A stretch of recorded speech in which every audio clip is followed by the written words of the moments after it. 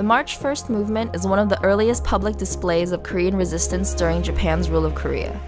Japan ruled Korea from 1910 to 1945 with brutality as Japan's government exploited Korea's natural resources, press, and labor force.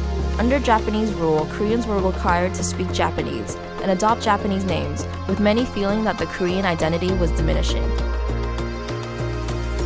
Korean students studying in Tokyo heard American President Woodrow Wilson's 14-point speech at the Paris Peace Conference, and they believed it was calling Korea to declare their independence from Japan.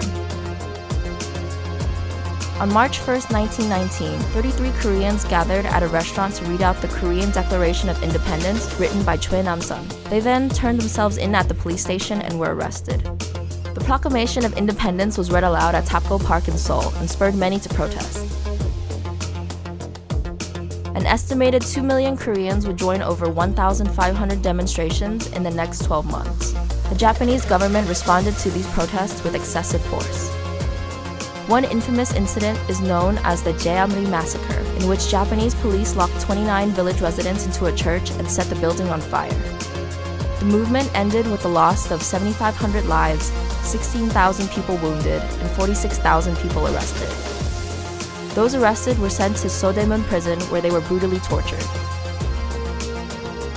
The March 1st movement ultimately failed in letting Korea gain its independence. But it strengthened national unity, and the Japanese government briefly allowed Koreans to write and distribute Korean literature. Today, March 1st is a national holiday in both North and South Korea. And Koreans commemorate this day by flying the Korean flag, and by participating in reenactments of the nonviolent protests to put Korea on the path to democracy.